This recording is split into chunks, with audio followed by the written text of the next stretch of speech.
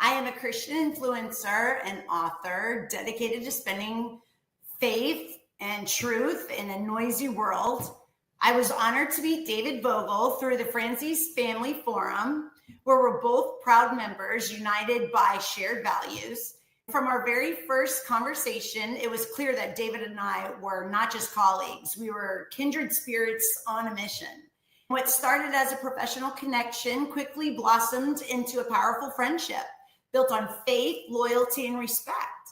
We became partners in podcasting, combining our voices to ignite hope, courage, and conviction across the airwaves. Today, I'm grateful not only for our able to work together, but for the real abiding friendship we have forged in God's light.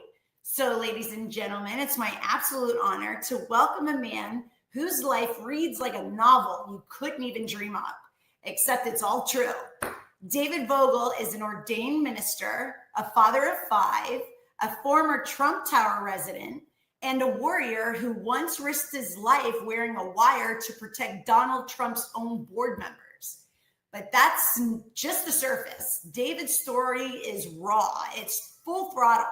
It's a ride through breathtaking success, crushing betrayal, unimaginable loss, and a triumphant return led by faith. Born and raised Orthodox Jewish, David was a boy genius in a business, building a booming mail order empire before most kids even opened up a bank account. But early fame brought early mistakes. To his own admission, he started his career crooked before meeting Jesus in his 20s and finding the true way to live. From living on the 59th floor of Trump Tower to losing everything, to facing prison time for a crime he did not commit, to fighting government prosecution simply because he refuses to stop preaching the word of God. David's story isn't just about redemption, it's about survival. And it's about the real bloody price of success.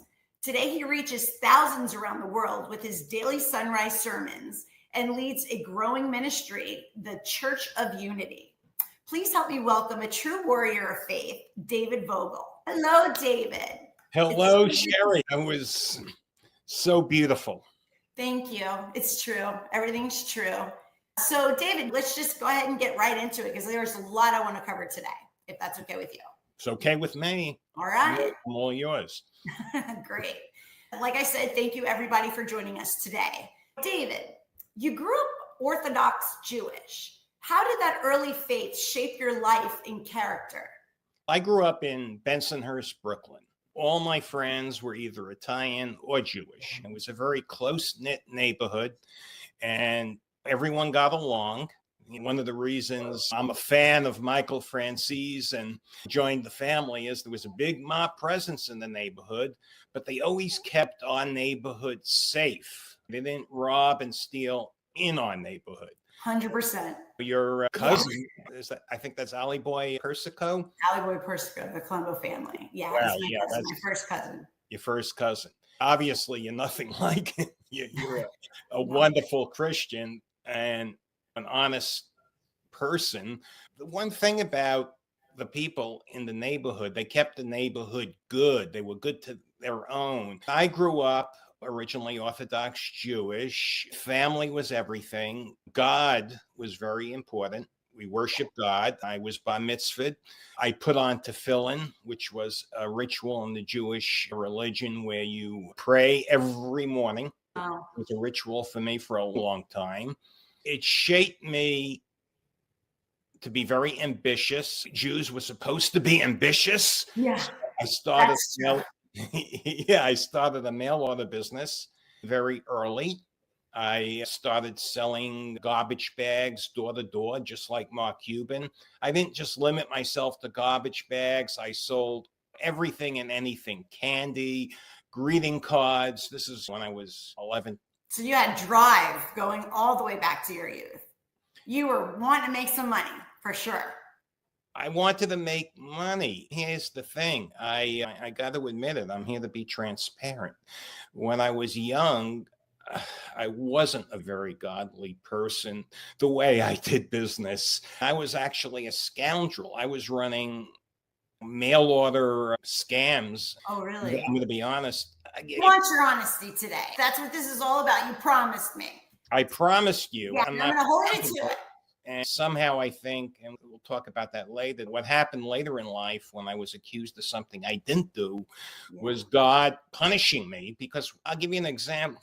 I know we talked. Oh, I have something to say about that. You know that. But go ahead.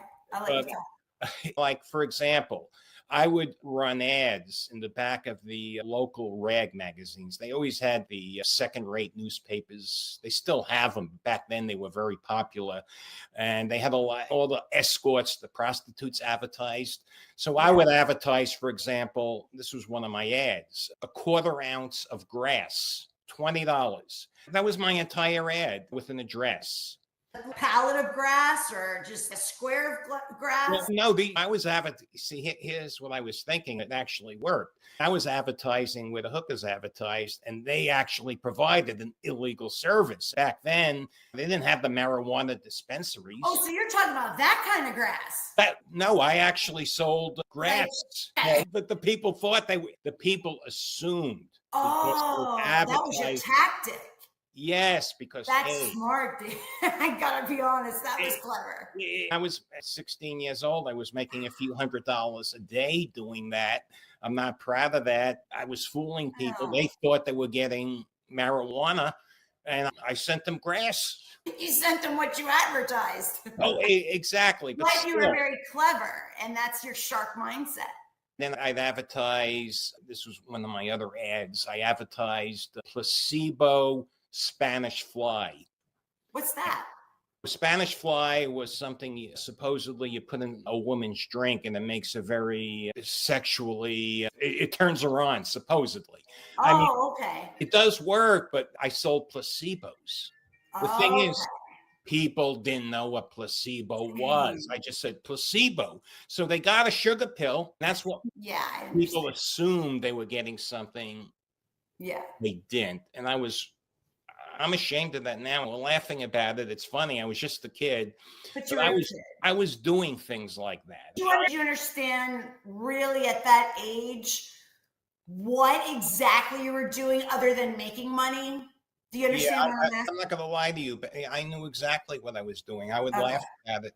Did you come up with those ideas yourself? Were you taught by someone? Did you learn by just seeing other people? Like, how did you get that mindset? Or do you think you're just born with that type of drive to make money? I think I was born with the drive to make money. I did when I was a teenager, very dishonestly. I was, like I said, a scoundrel, a thief. I didn't take people's money and not deliver. You gave him that placebo pill. I gave him the placebo. Yeah, I gave him the grass. I gave him the grass. I even had someone when I was 16 come to my house from the Attorney General's office. To me, it was a big joke because back then you could get away with things like that, even if I was stealing. It's not like it is today. Not like it is today. It was the 70s. And I was like a total ass. I got to admit it. They'd come to me and they would tell me, stop advertising. And the magazine, they tried to get the magazine not to take my ads, but hey, they took ads from hookers. They weren't going to refuse it. They know exactly what they were doing. It's a business to them. It's not, in my eyes, the straight path to go, but at the end of the day, it's a business. Let me ask you a question. You showed incredible drive early on. What led you to embrace business so young? I just wanted to make money. It's not about the money, it's about the money. It was, I graduated high school at 15 years old. I skipped 2 years in high school. Oh, wow. Back then I thought it was great, but it was actually very problematic because I didn't have any girlfriends. Where do you meet girls? They didn't have the internet. They didn't have Match.com back then. Back then you had fake ID, you sneaked into the club, but I was too young for that. The only place you're going to meet a woman is in school. I was the smallest kid in my senior class. I was 15 years old. I didn't get picked on. It was just the opposite. No one even bothered with me. It was like, who's this kid? Right. And by the time I was ready to meet women, it was just horrible because I had no place to go. So it was real problematic. I figured in my mind, just make a lot of money. Don't get the women. Yeah. It does. You got to be honest. It does help. You've been so transparent about mistakes. What was it like being a young, foolish fraudster in business? Back then, I was enjoying it, but I still think, and I'm going to say this again, I laughed at the authorities. I laughed at everyone who complained. I had a lot of complaints, and someone would complain. What do you mean complain? Some people would write letters to the attorney general. Hey, I got this package of grass. Okay. So I'm just going to say, hey, I advertised the 1/4 ounce. Was my count short? Is he accusing me of not giving him a 1/4 ounce of Central Park's finest? I'll send him some more. I don't want any issue. And they would say, come on, you got to stop doing it. I would just laugh at them. That was just one thing. I also used to advertise, all sorts of stuff. I would tell people how they could make money. One of the ads, I ran this in the National Enquirer. And back then, that was the reg. I remember. 16-year-old earns $2,000 a week. Find out how. $5. I would send them 2 pages. I just typed it on my typewriter back then. Hey, do the same thing I'm doing. I elaborated. Hey, that's still relevant today. They're all like, if you want them 10,000 a week, then do this. But not quite at what, 16? And back in the day, that was pretty clever. I got to be honest with you. You were an entrepreneur even as a teenager. How did you end up publishing 27 magazines at just 16 years old? Oh, one of the things I did that was right. Okay. I actually got my ads in 27 magazines for free. I looked for a mentor. I always liked mentors, even back then. So I was young, and I met a guy named Jerry Coppelson. He owned a company called SheriAnn Advertising. He was a big ad. We called him madman. We still do. A madman. I went to a seminar. I heard him speak, and he took a liking to me. Hey, I was young. I was ambitious. I wanted to learn. Psychologically, people like to be teachers. Yeah. And he taught me a trick. He told me that a lot of magazine publishers, if you catch them right before they're about to publish, they have advertising they haven't sold. Right. There's like pages missing. It's not a complete sellout. So you could make a deal with them where they run your ad on a PI, that's per inquiry basis. What does that mean? Per inquiry means you pay them per sale. You advertise your name, your product with their address. The orders go to them. They count the orders, and you basically pay them a negotiated fee for every sale you make. So I did that with my Spanish fly Percebos, and I ended up in 27 skin magazines because there was this guy I met that was publishing all sorts of dirt, and he never sold out. Jerry was right. Yeah. And, I got my ad for free. When I say for free, I paid per inquiry, but I didn't have to pay any money. It's probably like a $20,000 hit for me back then, which was just amazing. Wow.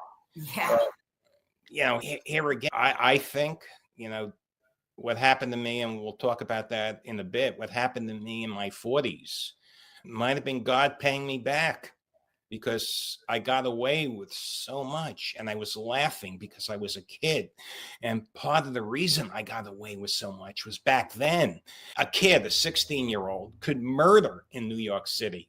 And the most they would give him is 5 years. Back then, not now. Okay?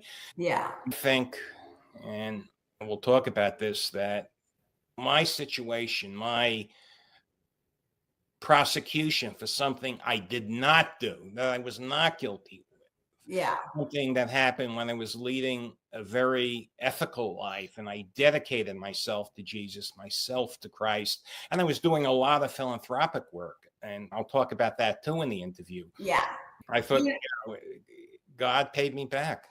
Psalm 103:12 says, as far as the east is from the west, so far He removed our transgressions from us. Once you lay it at his feet, he's not dragging it back up. He's not holding it over your head. You're forgiven, you're loved, you're redeemed, and set free. No matter what happened back then, he doesn't punish you for your past. He uses it to shape your future. If you let him know, you have to let him. And the future he has for you is bigger and better than any mistake you have ever made. That's my opinion. Maybe it's all going to work out. Yeah, maybe, but you definitely have a lot to unfold here, and we're going to get there. So let me ask you, okay, so you had your mentor and then came a turning point. How did you find Christ, and what did your baptism mean to you? I was 26 years old. Okay. I married my first wife. We were having a lot of problems. I worked for a company called Heritage Rare Coin Galleries. They're $1 billion company today, Heritage Capital or Heritage Auctions.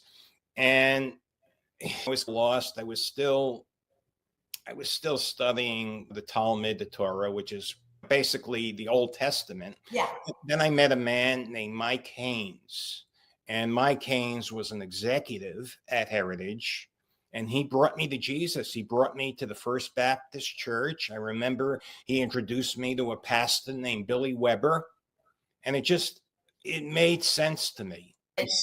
Yeah, I got bar mitzvah. I studied the Torah. Okay. And everything about Jesus, everything is prophesized in the Old Testament. To make a long story short, I was sold. Yeah. I knew at that point I was working for a legitimate company. I wasn't doing anything like I did in the old days. I turned my life around. I was married, but I had another problem. My first wife, which looking back was probably all my fault. I was young and stupid. I didn't know how to deal with a woman. I had no real dating experience in high school because I graduated so early. And then you were just all straightforward making that money. So, yeah. Yeah, I guess adversity brought me to Jesus, but it all made sense. And I felt a sense of belonging. There was no turning back. I accepted Jesus. I accepted the New Testament. Did it feel just right from the get-go when he introduced? Because I'm guessing back then with Orthodox Jewish, it's all Old Testament. Jesus hasn't come yet. Was it ever introduced to you? What was Jesus to you back then versus when you turned 26 and you met your friend? You know where I'm going with this. Yeah. What was that light bulb? Jews always believe in the Messiah. They just believe the Messiah hasn't come. Yeah. Then when scripture was read to me in the Old Testament, basically they used the Old Testament to prove Jesus is the Messiah. It just clicked. At the First Baptist Church of, I think it was Richardson, just make sure I remember, it was a while back. Then I eventually went to the First Baptist Church of Dallas because I was a fan of Zig Ziglar and I wanted to meet him, which is a story I'll tell you another time. But I started going to Bible studies and I felt it all made sense. It was just logical. The Messiah was here. Yeah. Okay. And everything about Christianity made sense. Everything was just so beautiful. I just felt so good going to church. I felt so wonderful. Fulfilled. Perfect word. Fulfilled. Yeah. Everything seemed right. Yeah. I understand that. You also turned outward, giving back. Tell us about your work with the Council for Unity. Council for Unity, I've been involved with for about 50 years. It's the one thing I did in my life that is just wonderful. Council for Unity was born back in the days of Bensonhurst when I was very young, when a federal judge said that African-American students and white students have to integrate. So back when I first started going to school, there was no black kids in our school. It was just the neighborhood kids, and the kids started getting bussed in. What happened is a lot of very misguided people from our neighborhood would meet the buses of African-American kids, adults too, but mostly teenagers, with dogs and bottles. It was a full-blown riot. Bob DeSena, who was my English teacher, wonderful guy. neighborhood guy. He made peace. It was a miracle. He convinced everyone to put down the bottles, put the drugs away. And then it was a mission. Council for Unity goes into schools and prisons, and it does amazing work. As a matter of fact, when I was in business in my 40s and I was very successful, I contributed a lot of money. Oh, wow. So I was their number one financial private contributor. I also did a lot of work sitting down with Bloods and Crips and gang kids. Later on, that would save me a lot of problems when I went to Bloody Beaumont, which I'll tell you about in a bit, because I had a history of dealing with people, and it was just so wonderful. The miracles that Council for Unity did is amazing. For example, in Suffolk County Prison, there was about to be a riot, and Bob DeSena walked in and he negotiated peace. He turned gangsters, killers, into a band of brothers. Wow.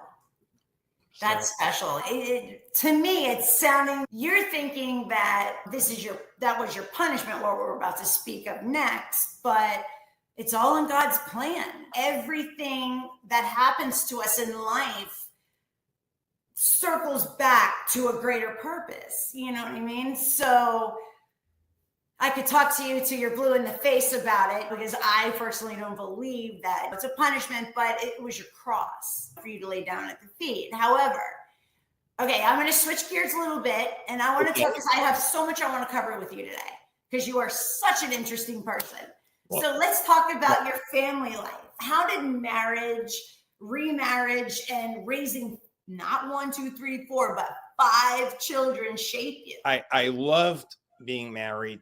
I loved Shanae Murray, who is my personal coach. Yeah, she's drill wonderful. Sergeant. She's your drill sergeant. Drill sergeant. Great at what she does. She makes me do live events on LinkedIn. Maybe you can explain what she does for everybody. Who she is. She's a coach and a LinkedIn consultant. She's really the queen of LinkedIn. Yeah. She has 1 million followers. If you're going to be marketing on LinkedIn, she's the go-to person. Oh, she's amazing. I love to catch her videos when I can't catch her live. She's just such a wealth of information, but yeah, she's great. Anyway, she talked about the average perfect day. When I look back, for me, what was an average perfect day? And it was average. It happened a lot. It was nothing out of the ordinary. That's waking up with a pregnant wife. And that's amazing. That's beautiful, David. That's really beautiful. Especially when you have a toddler playing in the background, and they're usually up before you. And married life was just wonderful. You're so special in that sense. That's a beautiful thing, for not to say anything, but for a man to say something like that. That's definitely special. That's definitely a calling, and your children are so blessed to have you, because thank you. There's just it's not that common. There's a lot of men out there, but to say that your average perfect day is to wake up to a pregnant wife, normally we're like, oh, I don't want to stay away from them because they're hormonal or because they're uncomfortable. But that's great. That tells a lot about your character. Oh, thank you. I love that about you. When a woman is pregnant, she also likes to be held and adored and fussed over. That's your baby in there. You know, that she's growing and nurturing. That's yours too. So part of her is, and you realize that. And I think that's just wonderful. She's at her peak of beauty. Wow. All right. Now you're laying it on thick. I mean, you're right. If you just break it down and think of what's happening. My husband would come over and say, so what'd you do today? Oh, I'm growing a baby. What'd you do today? That's what I would say to him. But anyway, it's great that you notice that, recognize that. And it's really special. It's really special. So that's your perfect day. That's great. It's my average perfect day. Hopefully it will happen again soon, but we'll talk about that later. Oh, it will. Ladies, come on. Okay, so shifting gears again, you rebuilt everything on honesty, right? Yeah. And what was it like running an ethical numismatic business? That's what I did when I was married. Most of my life, I had a rare coin company. It was wonderful because I had a reputation of being the Ralph Nader of the rare coin business. I had a lot of clients who were multimillionaires. I had a few clients who were centimillionaires. One client I think was a billionaire. He never told me, but he spent millions of dollars with me. Wow. It felt good because I was very trusted. The one thing about the numismatic business, a handshake and a promise are the fabric of an agreement. Yeah. We didn't have contracts. It's amazing. People would do $100,000, $200,000 deals, Just even a on a $1 million handshake. deal on a handshake. That sounds like Italians for sure. But yeah, that's something. And that was the way it used to be. It's definitely not that way today. Yeah. It's in that business. Yeah. It's a very close-knit business. Yeah. Yeah. And you achieved so much great success afterwards. So how did honoring God and loving your kids fuel that success for you? Just God was part of my life. My kids were part of my life. God is love. My life was just full of love. Yeah. I was doing a lot of great things. I was very respected in the numismatic industry.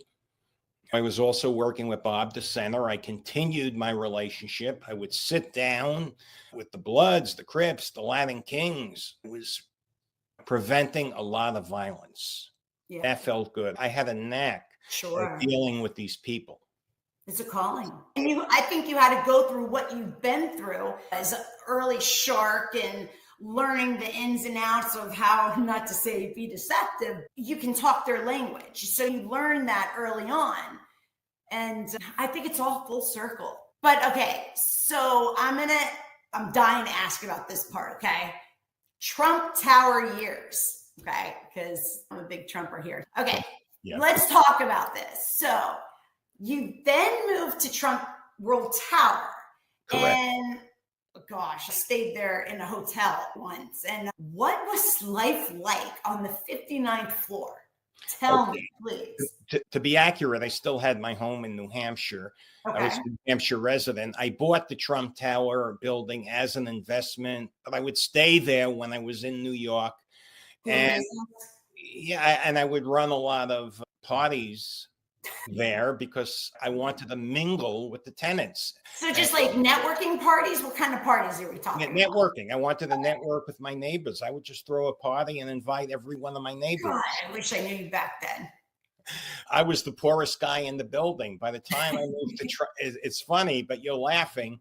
I'm making $2 million a year. And I talked to one of the residents, $2 million. Yeah, I spent $2 million to have Elton John. Yeah, I remember a guy told me I spent $2 million to have Elton John sing at my wife's birthday party. I bet. Yeah, $1 million is a night out, but I met a lot of good people. Yeah, yeah. But I'm sure living there wasn't all glamorous. You were pulled into some serious danger. Tell us about wearing a wire for Trump during the Barry Jacobson controversy. I want to hear about this. Okay. This story is 100% true. It's almost like... You can't make it up. I can't make this up. Believable. The Trump World Tower, we got an abatement, a 30-year tax, I think it was 20 or 30-year tax abatement because Donald Trump, he sued the city because he said, and it was true, that the building inspectors were soliciting bribes and he couldn't get a fair deal. He wasn't going to pay them a bribe, Trump. Right. Okay, so he basically sued the city and won. Wow. And as part of the settlement, we got a tax abatement. The board, the buildings board, had to compensate Trump for attorney fees. Originally, it was going to be $30 million. Then it was negotiated down to $15 million. The guy that did the negotiating, his name was Drew Aaron, and he did a wonderful job knocking that figure down from 30 to 15 million. I think that was a very fair number. Yeah. Okay? But then we had Barry Jacobson. He didn't want to pay Trump anything. And he told Drew that if you authorize anything, I am going to kill you. This isn't a band leader. Remember The Godfather? Yeah. What is this guy thinking? No. No. That's crazy. Delusional. It's totally delusional, although Barry was very wealthy. Deborah Stotts, who was one of Trump's executives in the building, she asked me to see if I could fish around and get some information from Barry's cousin, who happened to live in the apartment right next door to me on the 59th floor. So I wore a wire and, wow, I did some undercover work. A lot under your belt. Wow, that's. How did you feel about that? Were you nervous? I know why you're doing it, but that couldn't have been easy. It wasn't easy, but I'm going to be very honest with you and transparent. I wanted Donald Trump to know I did it. I wanted to get in with the Trump faction. Any cost. And I did think I was doing what was right. Yeah. I mean, Drew Aaron was a very nice man. He was totally shaken because I was around him when that happened. He was nervous. He was scared. Yeah. Barry Jacobson probably had $100 million. And wow. to this day, I wrote about that in the story in one of my newsletters on LinkedIn. And every so often, I look at the metrics. Barry Jacobson is looking at my profile. I'm not terrified. There's still got to be some uneasiness about it, though, right? I believe God will protect me. Yes, 100%. And I'm not and doing the right thing. We both grew up in a mafia neighborhood. Your cousin was Ali Boy Persico. A real mobster would not threaten a Trump Tower executive. It just wouldn't happen. They're going to threaten a band leader, some guy, small guy in a construction company. I think if a real mafia capo heard that one of his crew was threatening a Trump Tower executive, he would take that guy. Right, absolutely. Absolutely. That's one of those things that you just don't do and not to do and not even to think of doing. That's insane. After that incredible high came the fall. What was your downfall of God's discipline? Okay, let me rephrase that. Was your you know where I'm going with this. Was your downfall God's discipline or something else? Those are my words. You're moving my notes to you. Let's be transparent. I think it was God's discipline because what I was prosecuted for, I think it was outrageous. I had a medical clinic. It was a pain clinic. And yes, we dealt with opiate medication, but we had very strict protocol. People just didn't come in and get opiates. As a matter of fact, the DEA tried 3 times. It's part of my record, part of the discovery, to get opiates from the doctors using some stupid excuse like I chew my fingernails or I got a paper cut. Yeah. They were turned down. One guy said he was depressed, but it was very political back then. David, if you don't mind, I'm going to stop you for 1 second. Sure. Let's back up a little bit and let my viewers know exactly what the fall was. Yeah, let's start there because then we'll continue on to this area. I was prosecuted for conspiracy to distribute drugs. And when was this, David? The indictment came down in 2008 when I was indicted. They actually took my assets in 2007. They raided my office. They took everything I owned. And the reason was because, go ahead, you owned a pain clinic. So many others. Pain clinics were the thing. I mean, you couldn't even get pain medication because I'm also a healthcare administrator. So you can't, they're constantly changing the regulations and things like that. There was a time where your primary care doc could prescribe to you. And then now they're saying, no, you got to see a specialist, which would be the pain docs, right? So then you had to specialize to be able to get them. Or your docs, it would only be an emergency room. They can give you like 10, but then you need to go see a pain medication. Even the anesthesiologist, you'd have to go to a pain medicine doc. So these regulations are being made for you, basically. To open up, you have to have pain clinics because that's the only place where people with chronic pain can go to be treated, correct? That is correct. Right. I'm just setting up the stage here so people understand. So here you are operating and you were what, the CEO? No, I wasn't. You're not a physician.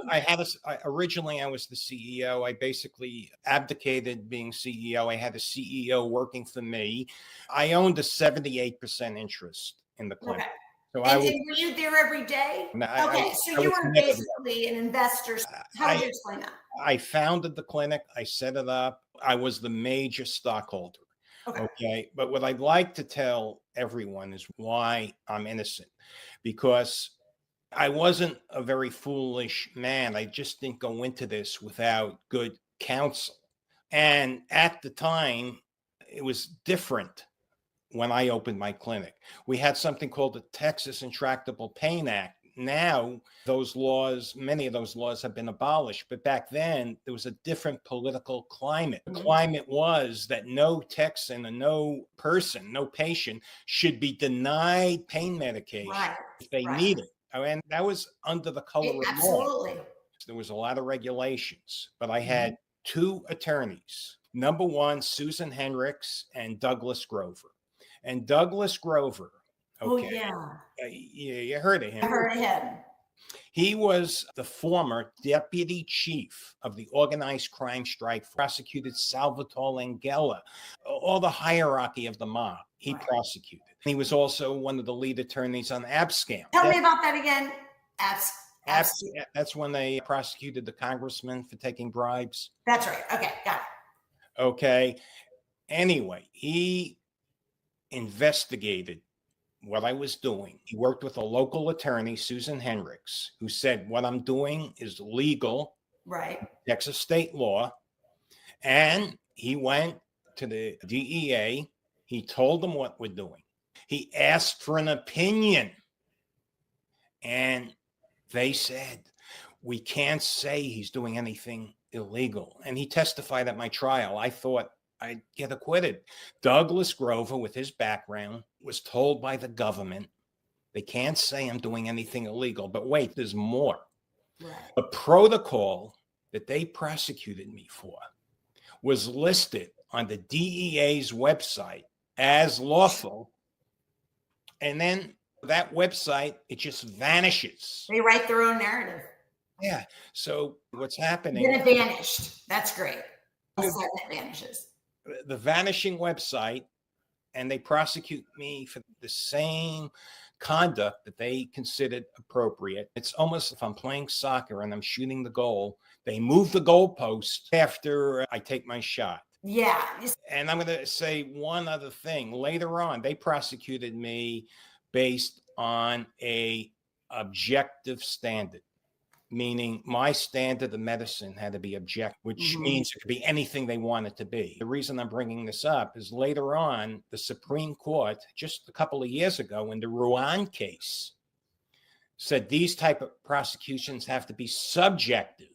So if the doctor was acting in good faith, it's not a crime.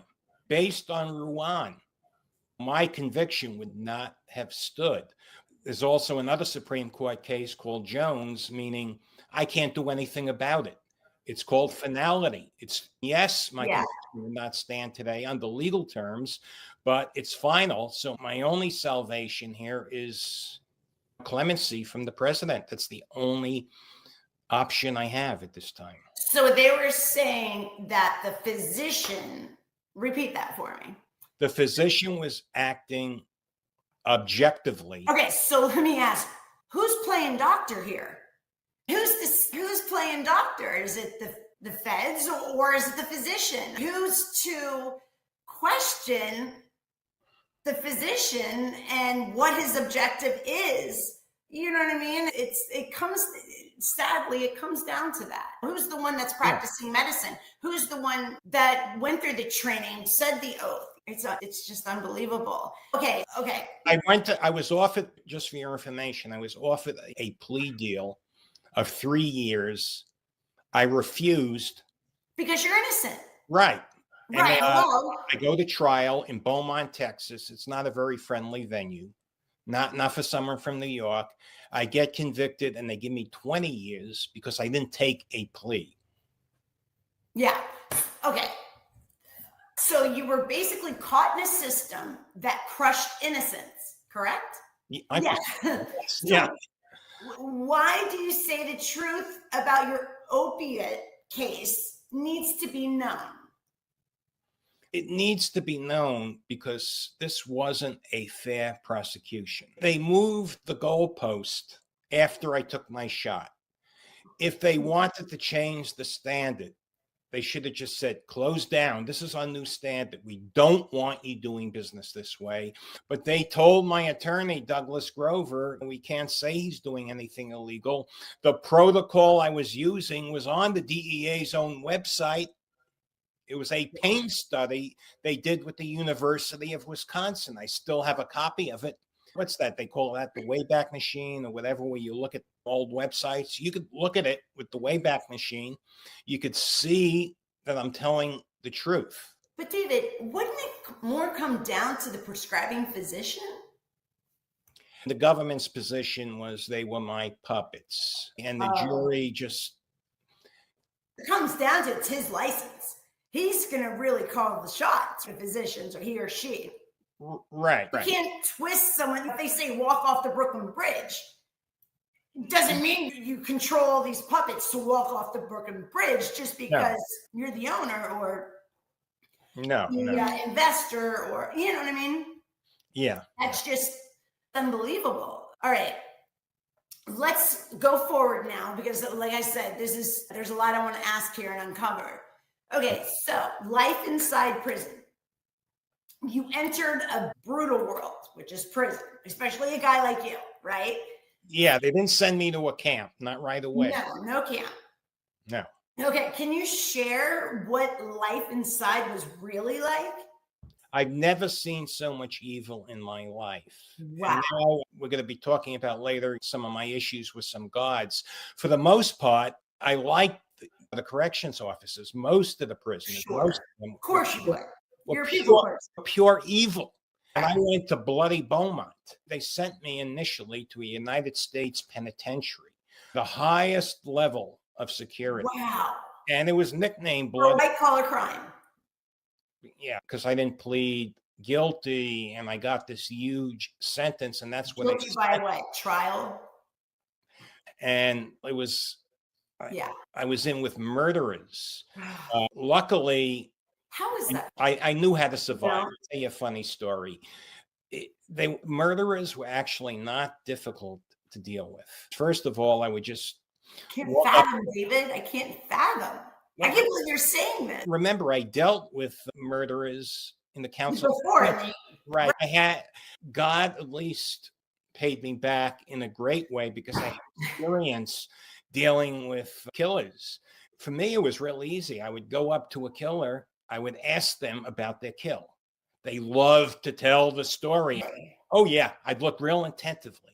This is my hack, so to speak. I'd look like really interested. And I would say, he had it coming. And if I was there, I would have done the same. Really? Why? I wouldn't have. I'm just saying that was my hack because then, you know what I mean? Okay. That was my hack. Sorry, I have to get that mindset. Yeah, remember, I'm dealing with, and then bank robbers were easy to deal with. How is that different than the murderers? Most of the bank robbers, most of them were in because they wrote a note. I would be like, I couldn't fathom that. Right. You mean to tell me you wrote a note, give me your money, and they gave it to you? If it was me, I'd say, could I see your gun, please? Yeah. Do you really have a gun? But let's see what's under that. I would just act shocked. I'd always listen to their stories. And that's how things worked with Counsel for Unity when I was counseling gang people. If you listen to people, if you act like you're really interested in them as a person, they'll relate. The thing about this brutal prison, it wasn't that scary for me because you've been around them. I've been around them. No one wants to pick on an old guy. Okay. So you were the old guy? I was an old guy. The thing about Bloody Beaumont, if someone was picking on me, it didn't happen, but if someone was picking on me, one of the younger guys would probably get involved. Yeah, that was just the culture there. Why are you picking on an old guy? Pick on me.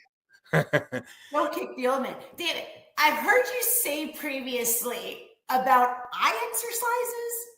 Oh, yeah. They thought Tell me about this. When I was in prison, I exercised all day. Just 90% of my day, I was working out. And I would do eye exercises. I went in wearing glasses, and I learned eye exercises from Jack LaLanne. Your eyes have muscles. They would think I was nuts. I'm looking in the mirror doing these movements. Show us one. Eyes. But I'll What's tell an you eye something. exercise? Oh, yeah. I lost in about 8 months. I didn't have to wear glasses anymore. It works. You're gonna have to. We'll have to do a separate podcast on that. I want to learn that. Wow. Okay. So they thought you were crazy because you were like. They thought I was crazy, but in a good way. You got to have something behind you. There were a lot of crazier people in there, so I just. Oh yeah, for sure. I was at the USP, and then I went to a low. Okay. So you said you witnessed evil firsthand. Yeah. What's the Jonathan Tampico story that you saw unfold? I hope I said his name correctly. Yeah, Jonathan Tampico. Yeah, There was ever a time I just want. Can you explain who he is to my? Oh yeah, I'm going to explain it. But Jonathan Tampico, when I went to the low at the USP, they didn't have sex offenders. Jonathan Tampico raped 8-year-old boys. He got a very relatively short sentence for that. He was in federal prison for child pornography. They gave him 30 years, which I thought is a lot for pornography, and 6 years for rape. I think it should have been the opposite. It should have been the opposite. But I remember him telling me when he mentioned the boys, it was all consensual. It was all okay. They consented. I wanted to smack the guy. 8 years old. 8-year-old boys. Believe me, that was the only time I really wanted to smack someone. I held back because I knew he was protected. Back at the Beaumont Low, they protected the sex offenders. Why? I heard that is the opposite. That's what you always hear, that if you go in as a sex offender, they're going to kill you. At some prisons, yes, but not at Beaumont Low. That they had to send them there because otherwise they'd all be dead. And these were some horrible guys. So if that guy, Jonathan Tampico, was in the USP where I came from, he would have been killed. Okay. The first day, he wouldn't have lasted a day. But at the low, you even look at them the wrong way. The gods will throw you in the shoe. They'll throw you in solitary confinement. The same thing, the shoe in solitary confinement. Yeah, that's what they call solitary confinement. So I wanted to smack the guy. And I'm not a violent guy, but when he said, I have 4 sons, he said, oh yeah, imagine my 8-year-old son. Yeah, it was all consensual. When you're a parent, it's hard not to make that correlation. You know what I mean? And that just in itself brings on anger. And you also said that you faced abusive staff. What happened with, I think it was the abusive guard you mentioned? All my years, this was at the camp. It was actually many years later. Remember, I did 11 years. I actually served 11 years. But Masu was at the camp, and I never, ever had a problem with a corrections officer. They didn't bother me. But this guy, he would just pick on me. He picked on the old guy. He picked on the old guy because he knew I wasn't like a gangster type. It was stupid stuff, but every time he saw me for a while, it didn't happen right away. He just decided, I'm going to pick on David Vogel. Can you describe him to us? He was a Marine. Actually, the story has a happy ending because he did a 180, which is funny. He changed everybody. Nah, just that was a joke. Describe him. He was a middle-aged guy, I think maybe 40, 45. Okay. Well-built. He was an ex-Marine. He was the food service officer. Which means? He handled the chow hall. Okay. So he would be picking on me, and I wasn't going to stand for it. So what did I do? I'll confess. I'll imagine. I'm never going to hit anyone. I didn't hit Jonathan Tampico. I'm certainly not going to hit a god. Automatically wrong. Right. But it was at the camp. I found this nut named Craig. The guy was wackadoo. He would steal from the campers there, the inmates, which if he wasn't at a camp, they would have destroyed him. But at the camp, remember, it's mostly white collar people, and they don't want to get thrown out of the camp. So he got away with it. But I'm good. I'm a shock when I have to be. I'm good at manipulating him. And I got the nut to write up Masu. He accused him of all sorts of stuff, horrible stuff. Allegedly, he was sexually abused. And I think Masu had a lot of issue. And because of that, he just did a 180. He was the nicest guy in the world to me. Wow. Now, I never told this nut to write up Masu. I'm just not like that for sexual assault, because I mean that I would not do. Yeah, that's far. This nut, I unleashed the nut. Yeah, there you go. You unleashed. And he was just nuts. And he was creative on his own account.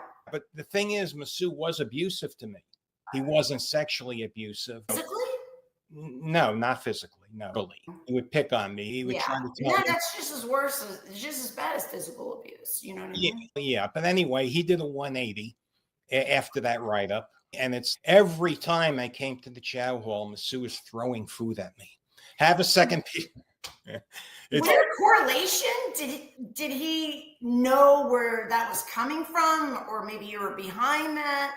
Like, you got that respect, almost like you said, a 180. Like, it just changed him completely, or to people that he was not very nice to?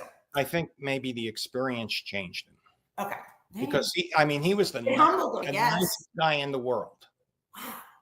Yeah. And I want to stress, I would never tell this guy Craig, who was the nut, to accuse someone of sexual abuse. I think that's going too far. That is. Okay, but this guy was totally nuts. I picked the right guy. You unleashed the nut. Yeah, so he said that life was harder at the prison camp. What was, you already explained that, what the verbal abuse was like compared to the USP? Yeah, at the USP, inmates wouldn't verbally abuse you. When I was at the camp, there's the CEO that's What's the difference of the camp? I'm not familiar. Between a camp there's no bars. You could literally walk away. There were some people at the camp, they would spend a couple of hours at the hotel down the block. Really? Okay, and then come back. They'd come and go. Oh. Sometimes they got caught, sometimes they didn't. Most of the time they didn't get caught. But at the camp, it was harder there where there's more freedom. There's more freedom, but some of the inmates there were very abusive. Yeah. They would just yell at me. They wouldn't yell at me at a USP. Because even if I didn't do anything, someone else would have done something. And yet, even in prison, you found purpose. Tell us about, you had mentioned about training dogs behind bars. We hear that a lot. At the camp, I was in the needs program. I trained dogs all day. It was wonderful. I work out and train dogs. I still did my work. What kind of dogs? Like for what? Service dogs. Service dogs. With disabled vets and handicapped teens. I remember a handicapped teen got one of my dogs. I was very proud because I spent over a year training her. Sure. We also have a dog. You have a companion. Sure. It's nothing better than a dog that doesn't talk back. Yeah. You know what I mean? That's a man's best friend. You called out the failures of collective punishment in prison. Tell us about it. Collective punishment is what they do. Okay. And this goes back to when I was at the low. If someone does something and they don't know who it is, they punish everyone. That's against the Geneva Convention, but they do it anyway. And I'm telling them, it doesn't work. Why? Just creates enemies, you would think. Well, no, because they're going to end up charging the wrong person. I'll give you a specific. There you go. I was at the low, and there was this one guard. She never, I never had issues with the guards, but she was making some enemies with some of the other inmates at the low. One inmate, we don't know who it was, wrote her a note when she made her rounds and just wrote it in red with a pair of underwear that they faked blood. They did ketchup or whatever. And they said, "You're next, Miss Watson." Oh my God. That's awful. That I would never approve of that. I think that whoever did that should have been punished. But what happened was they punished everyone. So eventually the gang, the Pisces, they had this kid who they walked down to the lieutenant's office and he made a confession. Oh, gosh. Oh, yeah. Come on. 7 gang members, 10 gang members, whatever, walking the guy down, and they checked the box.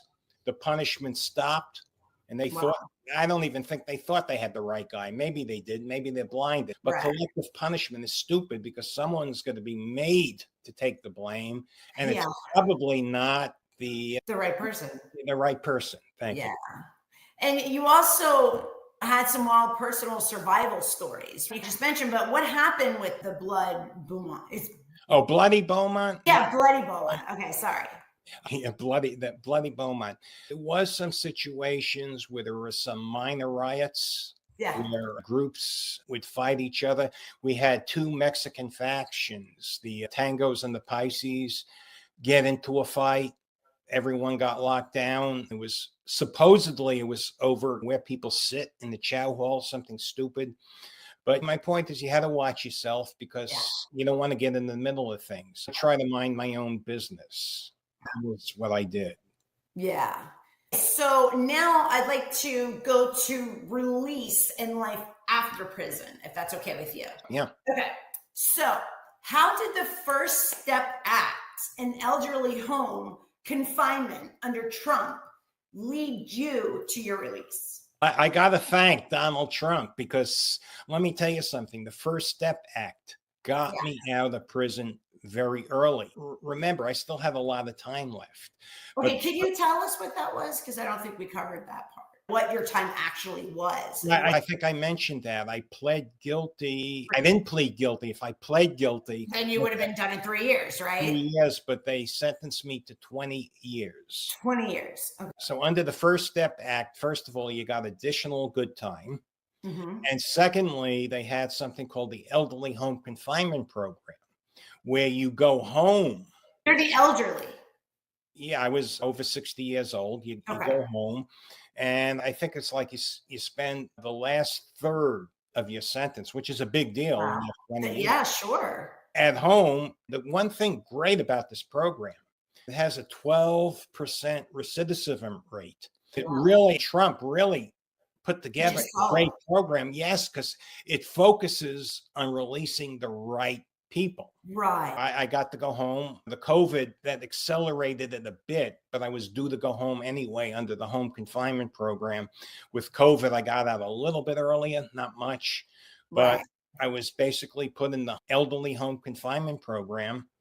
Hey, the First Step Act, the Democrats, they couldn't get criminal justice reform passed. They were talking about it for years. Trump got it passed.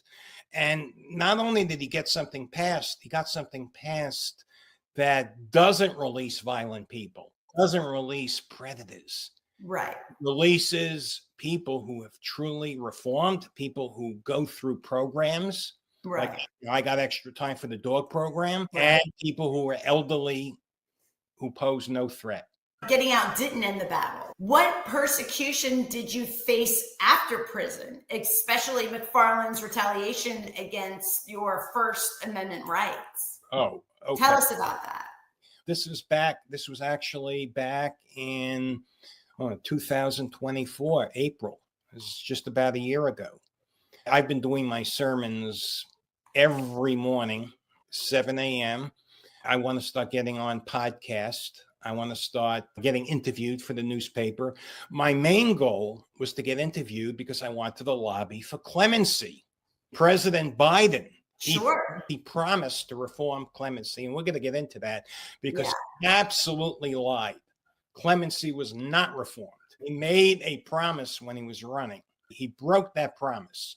But anyway, I didn't know he was going to break that promise at that point. I wanted to get into the newspaper, and McFarland basically comes up with these outrageous interpretation of restrictions. And he said, no, I can't do it. So I go to court. I file a 2241. Now that's in court for 8 months. Can you tell us what that is? That's just a petition basically to change the terms of home confinement. Got it. The judge throws it out.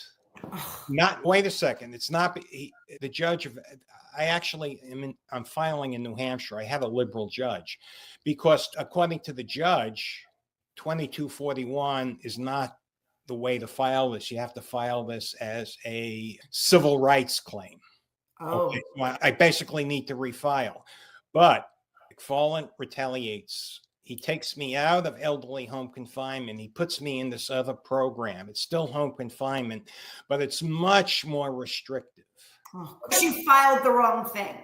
Because he's retaliating. And if you don't know who he is the man that put Michael Cohen in prison for publishing his book. I'm a fan of Donald Trump, but Michael Cohen shouldn't have went to solitary confinement, which was torture for him. That's crazy. Yeah. And eventually, if you know what happened, a federal judge ruled that McFarland retaliated against Michael Cohen. Wow. It was retaliation. Yeah. So this guy has a history. Yeah. And he didn't want me to talk. As a matter of fact, when my case was thrown out, when he put me in this new program, he has me sign documents. Otherwise, I'm going to get locked up. He didn't say it outright, but I'm reading between the lines. He's saying it. He's going to send me to a USP. He's going to send me, a Jew, to some place where the Aryan Brotherhood is going to kill me. That happens. The Aryans kill Jews. Now, he didn't say that, but he's like a mafia boss. He says the director has I remember his words, the director has the authority to send you to a medium. Pushing his weight. I'm reading between the lines. Sure.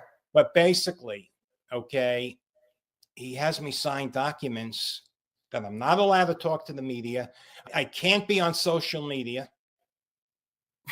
I hired a publicist. That ties your hands. Well, the publicist sent out letters to 800 reporters saying that the Bureau of Prisons is trying to mess with my First Amendment rights. It's almost like he knew what he was doing and then trying to do it that way to cover that up. And basically, again, a 180. Yeah. The BOP, not him. His bosses must have told him everything that I wanted in my lawsuit, I got. Wow. As far as First Amendment goes, sure. You know, like being interviewed by you, that was prohibited, but it was ridiculous. Why did I have to go through 8 months of that? We could have just made a deal day one. Then this guy retaliated. He put me in this program that I'm still in until the end of May. It's almost over, where it's much more restrictive. And I don't really want to get into all the details. Sure. I have a lot more freedom under the old program. Luckily, I'm a hermit. I don't leave my house very much anyway, and it's only at the end of May. But this guy, for example, has me making trips every week to Manchester to check in. Wow. Why? I know why. I know why they say. Yeah, of course. He also retaliated against me in this program. He's claiming I have to get his approval to take the medication that I've been taking for 4 years under the old. Wow. It's ridiculous. He's telling me my pain medication was not approved. A physician? It is approved by a physician. I know. That's what I'm trying to say. Not by him. I'm in a lot of pain. I'm an older guy. I have a herniated disc in C5, C6. I have stenosis. You're a medical profession. Yeah, I have 5 and 6. I had the surgery. You know how bad that is. Yeah, I did. And then above it, 4 years ago, again, I had a doctor prescribe me medication, and he's telling me that it's not approved. We added this in May? Yeah. But the thing is, that's another, since he started this, that's 7 months where I'm suffering. Now, I still have excruciating pain. It's not good. There's no reason. When my terms of the elderly home confinement program basically say I can't take any drugs, without physician's approval. But I had physician's approval because this was illegal. Well, they're the only ones that can give it. Otherwise, it's illegal. My position is this guy, he's full of retaliation. Oh, here's another thing. I'm preaching every morning. Since June 2023. He comes up with another rule. I can't call myself pastor. What is that about? Excuse me. He's citing some rule that in prison, it's a security risk, which it may be. I'm not going to But argue. you're not in. You're at home. You're at home. I'm home confinement. And it wasn't like this before in the old It wasn't, program. no, he put me in this program where And you didn't do anything. I didn't. There was No, nothing. I filed for my First Amendment rights. I wanted to be interviewed by people like you. I want to tell my story. I want to get a pardon from President Trump, hopefully. Hopefully. Yeah, hopefully. Anybody out there, listen to this. It's self-explanatory. David, you said that you would reform the prison system if you could, right? Yeah. What would you tell the new BOP director? I think it's Bill Marshall. Oh, I would tell him, look, I'm a law and order guy. Trump said you're a law and order guy. Let's get real here. When I was at the low, I saw it with my own eyes. People throwing baseballs over the fence into the yard full of drugs. Oh, wow. Beaumont Low was an open air drug market. Wow. And the prisoners, and I don't consider myself a prisoner. I consider myself innocent. I don't relate to those people for the most part. I got to be honest. I never related to the people. I was more friendly with some of the guards there. I loved some of the guards there. Yeah. I never had an issue until that one guard started picking on me. Most of the time, I was very friendly to the guards. That's your personality. I wouldn't think otherwise. Not even hesitation for a second. That's not something that you just change overnight. That's something that's in your character and your personality. Yeah. I couldn't even fathom that. But you stayed strong in your faith, even when you were mocked. What happened with Farewell rolling his eyes at Jesus? Tell me about that. This was before I was taken out of the elderly home confinement program. I had a great probation guy, Scott Davidson. I'll tell you about him in a minute. He was just wonderful. He was honest. He didn't let people get away with anything. He was an honest guy. He was humble. He wasn't arrogant. He gets promoted. Then I get this other probation officer, Matthew Farwell. He just like mocks me. He's not a nice person. I think he was very disrespectful to me. Yeah. Okay, never had that problem with, and I'm an easygoing Scott Davidson. I think he and McFarlane got together also. This is just my theory. I don't know. Yeah. They just want to be transparent. I just think he was very disrespectful. I feel I was mocked when I told him I was a minister, when I was doing preaching work. I'm a nothing. Yeah. Yeah, I know. I just was not very happy with losing Scott Davidson. Davidson was a good guy. Yeah. Okay, so let's move forward, and because I think we're definitely almost at an hour and a half here. Wow. So there's some really important things I do want to ask you. So if you don't mind. No, go ahead. I'm all yours. I promise. Yeah. I'm going to kind of try to squeeze this all in. Okay. Yes. Okay. Faith, family, and future. That's what I want to concentrate on now. Okay. You have a vision for your future that includes faith, family, and family, of course. Why do you say a woman won't marry a man without promising a future? Let's be real. Okay. It's not just about money, but a woman, if she's going to marry a man, she wants him to have a promising future. She wants him not to be, not to be a loser, especially if I want to have a family, especially if I want to have children, which I do. I want to have more children. Yeah. I have to be a provider. A pregnant wife might not be working. A pregnant wife might need to be provided for. So I don't want a relationship contract. Part of my not taking a plea. I have to agree with you, David. Yeah. Okay. I definitely have to agree with you in that. So I see where you're coming from for sure. But I didn't mean to interrupt you, but I just had to share that. Oh, okay. So that's a great way of thinking. It's not just old fashioned, but it's a comfort. It's a partnership. That's what we want. And we're women. We want that security of the man. We want to know that we don't have to run the show, even though it's different today. But still, I have to say, I do agree with you in that sense that we want a promising future. We want to know that there is a future. We want you to come with your own tool belt. You know what I mean? So I think that's the right way to look at it, for sure. That's why I need a pardon. Yeah. Because a pardon will give me a potential future where I could have a family. And contribute. Yeah, you can have a family, you can have a wife, and who's all going to contribute to society in a positive way. And that's what we need. Quite frankly, McFarland, he suppressed the word of God. He told me I can't call myself pastor. That's a critical issue for me. That was your turning point. Besides wanting a family, the Church of Unity, I want 1 million members. I want to build it into a global church. I want a church, and I'm going to be very transparent, that's also able to provide for me and my family. There's nothing wrong with that, because if I build a mega church, I'm legally and morally and ethically entitled to be compensated, but that's the way I want to be compensated, spreading the word of God. Yeah.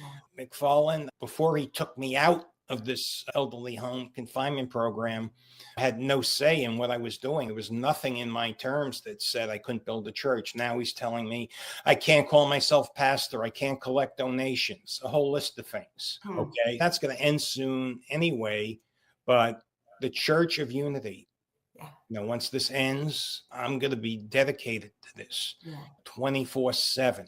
I'm helping my kids with the solar business because I owe my son. When I went away, my oldest son, for my second marriage, Evan, he supported the family.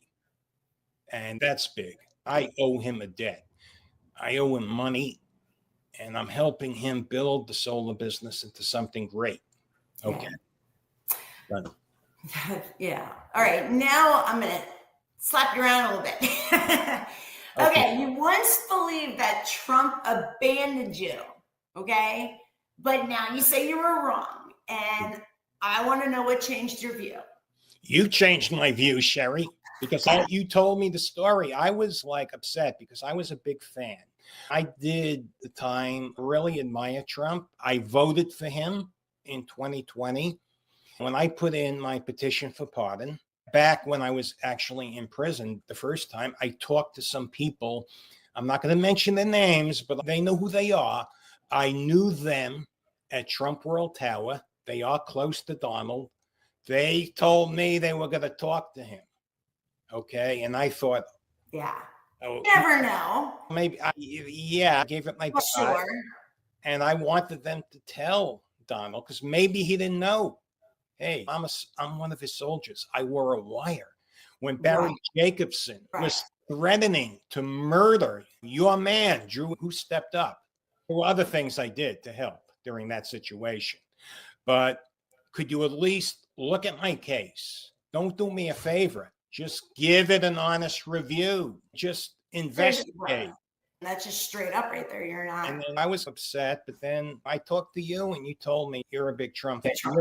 You're telling me, and then my friend Sam from California, he said the same thing. He's a very devout Christian like you. These people, they didn't talk to Donald. He doesn't need to. So is Trump. Look, exactly what happened to him with the assassination attempts. He's a man of God as well. I love that too. That was divine intervention. That bullet just really missed him. Without a doubt.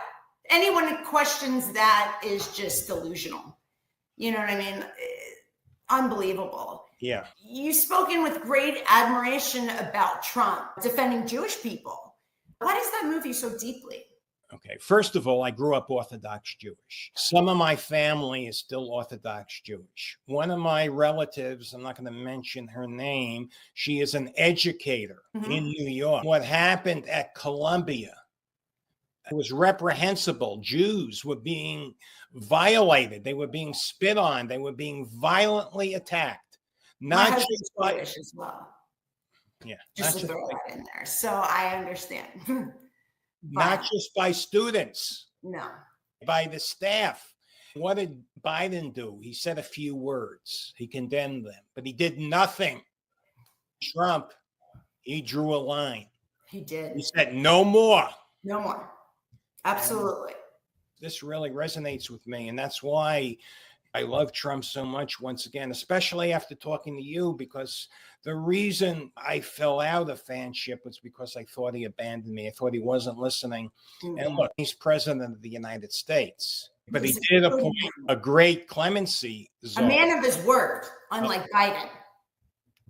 Trump is a man of his word. He is a man of his word. He does what he's going to say. Biden, he promised to reform clemency. That's and right. What did he do?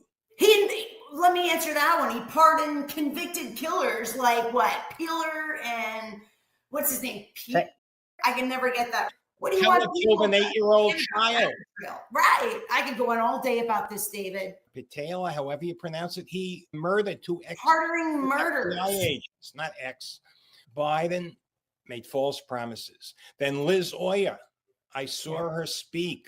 She said actual innocence is not a condition for clemency. It will not be considered. They pardoned the 8-year-old child's killer and the FBI agent's killer. Now, Deborah Leff, she was the pardon czar under Biden. Extraordinary ethics right there. Extraordinary ethics. Yes. She resigned. Absolutely. She resigned. Christian ethics. Christian ethics. Pardon attorney is supposed to be ethical. What do you mean actual innocence doesn't count? Obama, he had the same crazy criteria that Biden. Okay, and this is fact. She offered her resignation. Now, Liz Oya, I'm not saying she was bad, but if she had the ethics of Deborah Leff, she would not have said actual innocence doesn't count. She would have resigned. So that resonates with me. Yeah, absolutely. I mean, yeah.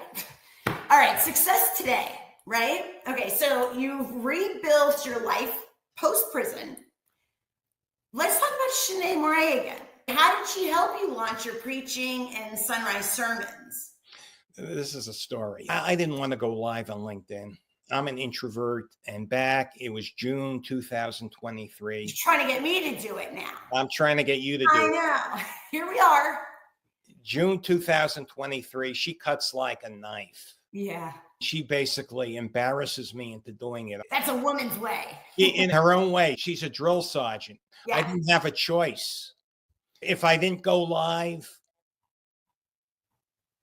I was going to let SheriAnn down, and I wasn't going to do that. Right. I love her too much. She's so wonderful. She's such a good life coach. Sometimes you got to trust the professionals. That's why they are. That's what they know. When it's outside our comfort zone, that's where you got to put that trust in there. I have to trust you to say, I need to get more active and things like that. I do have a couple of things I just wanted to ask. Yeah, let's finish. And back to SheriAnn. She's a fierce. She's great. She is a drill sergeant. Oh, yeah. And in the best possible way. Oh, yeah. Absolutely. And you're teaching me from her. And I'm listening. And I'm that rebellious little I can tell you this. Since June 2023, I've been live 6 days a week. Yeah. Since June 2023 at 7 a.m. on LinkedIn preaching. I missed 1 day in 2 years, and that was because McFarland made me sign those stupid papers that I would go to jail if I preached the word of God. If I got on LinkedIn and preached live, that was reversed the next day. That's the only day I missed in 2 years. Wow, that's dedication. I'm not going to let SheriAnn down because I promised. That tells you, a lot about your character, David. You know what I mean? Now, I have to talk about this. Yes. We actually met through Michael Franzese's family. Yes. Can you tell everyone how we connected and what Michael's influence means to you? Michael's story. Yeah. It just resonates with me. We have a guy that was a mob boss. Yeah. And he turns his life over to Jesus, mainly because of his wife, Camille.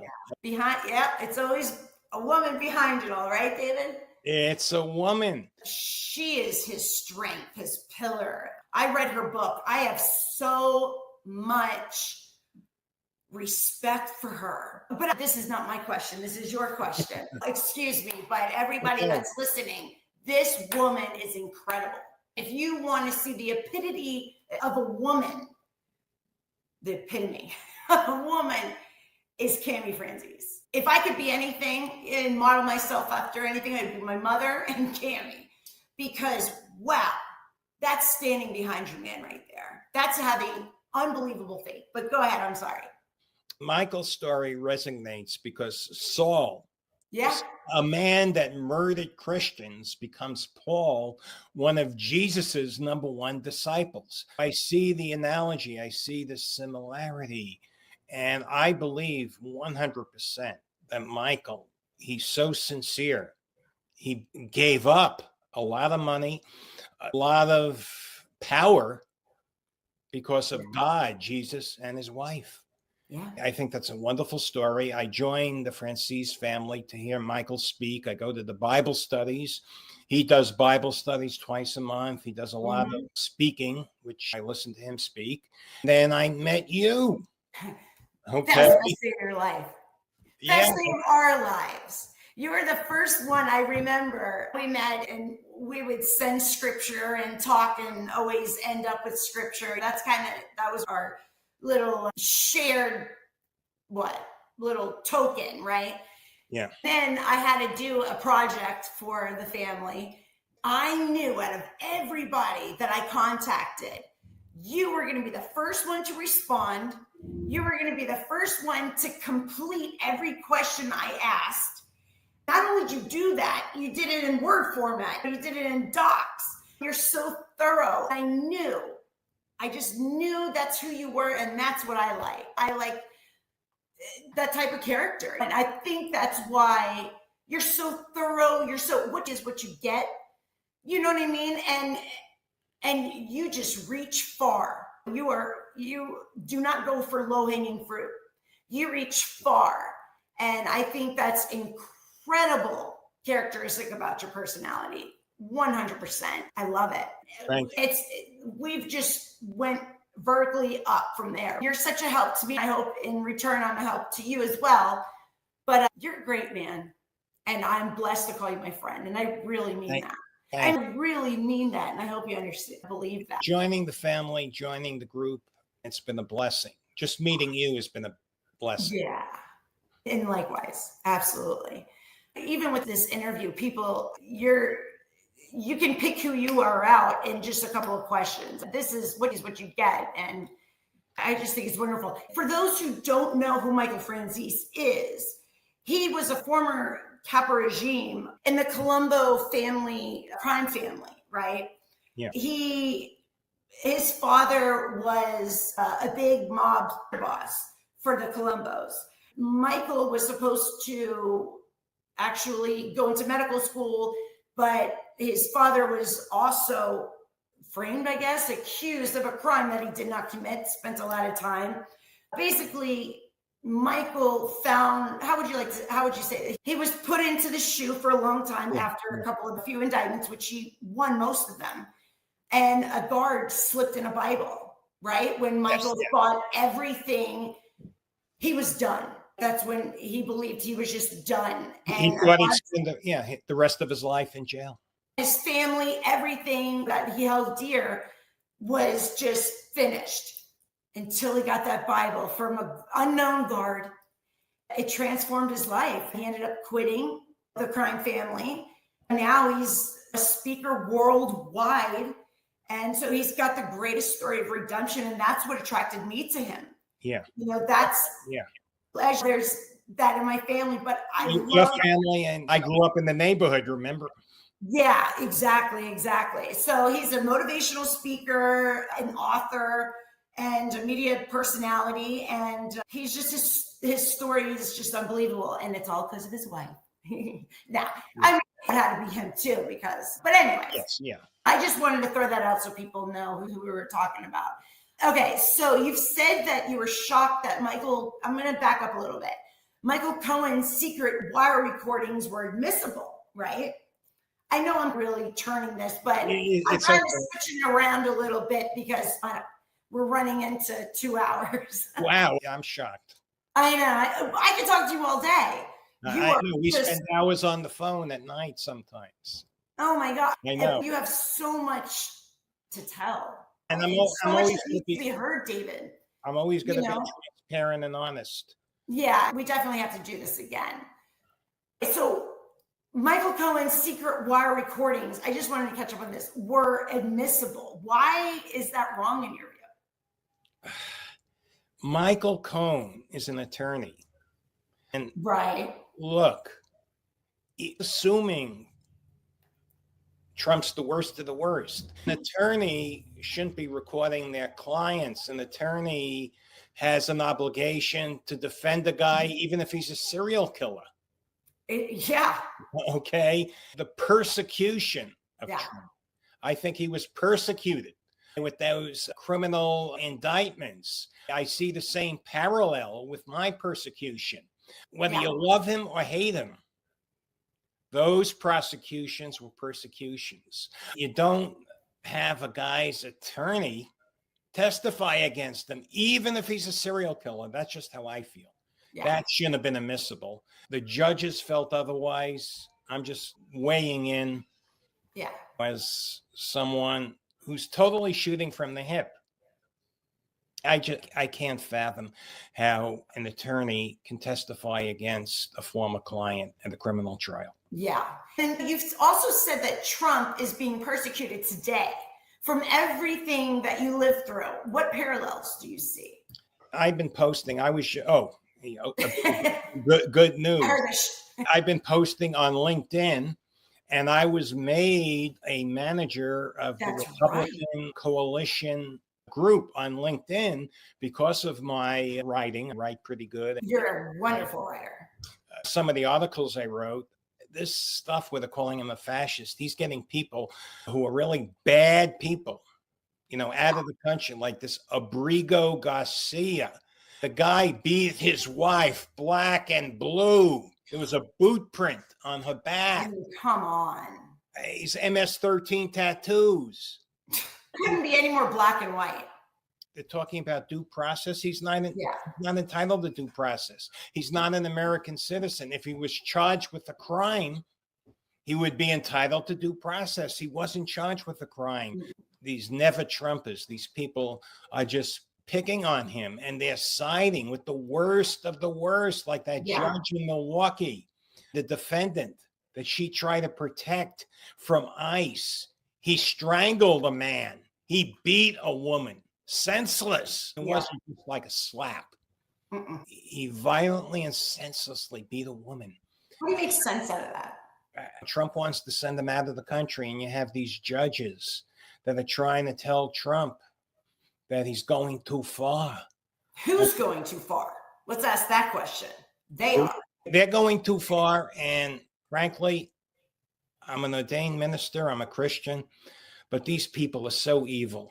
Yeah. The people he are throwing out, they're evil people. Yeah.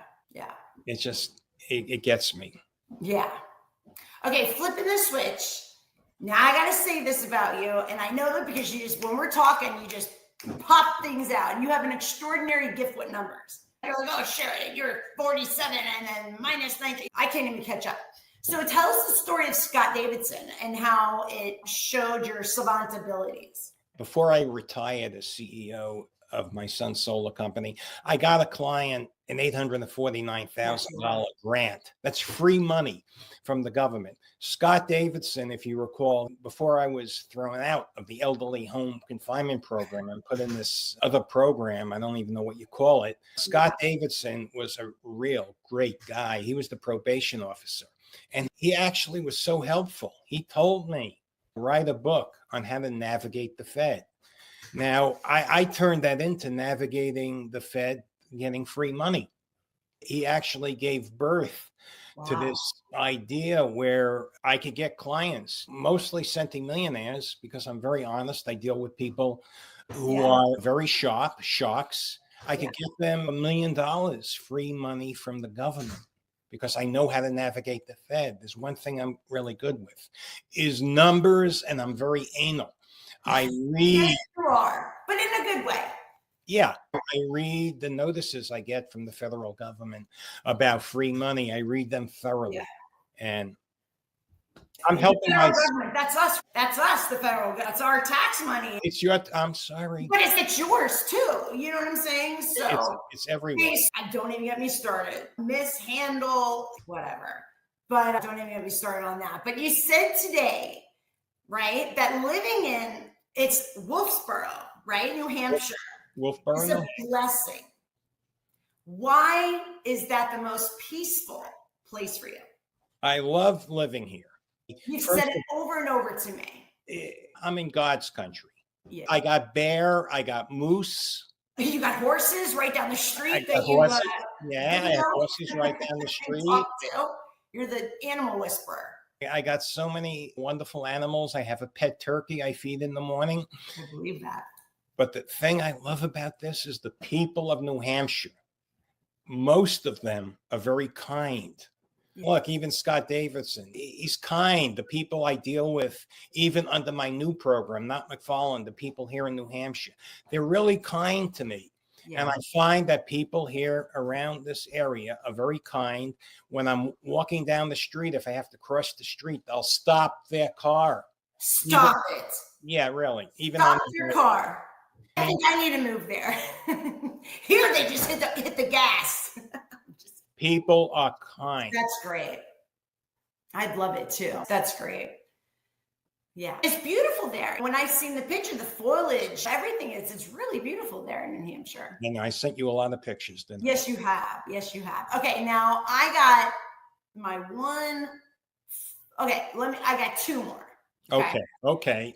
Because then I got to get for carpool or else my kids are going to be. Okay, after all you've survived, what is your final message about the real price of success?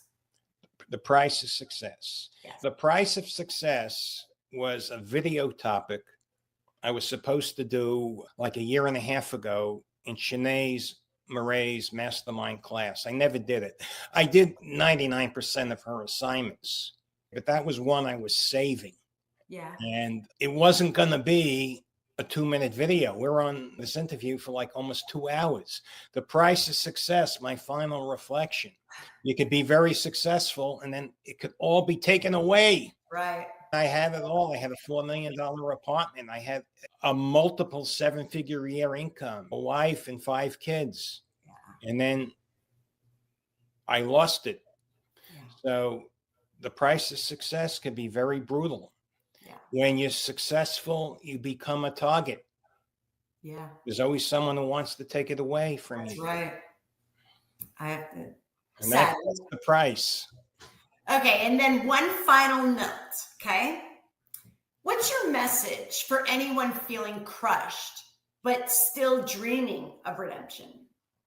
My message is really to Donald Trump. He let me out 6 years early with the elderly home confinement program. Yeah. He let out the right people with the First Step Act. I'm begging him, keep up the momentum. Yeah. I'd love for Trump to sign the Trump clemency doctrine and let Alice Marie Johnson, who he appointed as pardon czar, do her job. I want to preach. I want to spend my life preaching. And I want to promote Council for Unity and Church of Unity, both. I want to continue working with gang kids, turn them around. Help with reform. And there's so much. Yeah. Oh, yes. I want, and maybe I'm selfish, but I want a wife and children. I'd like to have 3, 4, maybe 5 or 6 children. The only way that's going to happen is if I get clemency. I could lead my life, I could preach, but if I want to have a wife and children, sure, I need to be able to provide for a wife. Sure. And you deserve that. You deserve that.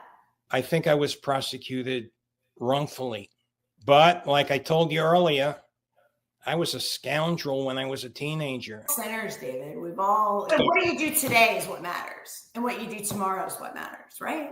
Yeah, but some people call it karma. I don't believe in karma, but I believe in God. Maybe God was just saying, "Hey, David, you were a real bad kid, and you got away with it. You laughed. This is your payback. Not David. I think your journey had to go through every step. You've got so much more to go and so much further to go and so much good to give because of your trials. I'm going to work on you with that because. Thank you. But anyway, it has been a pure pleasure spending this time with you. It flew by, but that's how we always are together, right? And thank you for being open and honest with me and sharing your story and being transparent and your struggles, your goals. Thank you. I hope, everybody out there is happy and learn something and will share this. Please, I beg you, share this on your feed. Let's get David's word out there. Let's let it fall into the right hands. Like he said, just have people just look at your story. You're not trying to paint a narrative. Everything is transparent for you. Let's help David out. You heard it first and foremost right here. He's a good man who deserves a good future. So, ladies and gentlemen, today we've journeyed through the remarkable life of David Vogel, a man who has faced profound trials, embraced redemption, and now stands as a beacon of faith and resilience. David's story is not just one of personal transformation, it's a testament to the enduring power of faith, right? And the human spirit. From his early days as a young entrepreneur to the challenges he faced with the justice system, David has consistently demonstrated courage and integrity. So in light of his journey, I earnestly appeal to President Donald Trump and Alice Marie Johnson, the current clemency czar, to re-examine David Vogel's case and his unwavering commitment to faith and his contribution to the community. And all in the injustices that he's endured warrant a thorough review and consideration for clemency. It's imperative that our justice system reflects both fairness and compassion. By granting him clemency to individuals like David, we not only rectify past wrongs, but we also reinforce the values upon which our nation stands. So let's all stand together in support of justice, redemption, and the transformative power of grace. David, thank you again. Thank you, Sherry. I really enjoyed this. Big hugs. I can't believe it's been 2 hours, but I know. It's been a pleasure. And thank you for hanging in there with me. I really appreciate it. Thank you, Sherry. And just in time for carpool, but everybody, thank you for coming and listening and watching. We'll see you next time. God be with you, Sherry. Have a great day. God be with you too, David. Thank you very much. Bye-bye. Bye-bye now.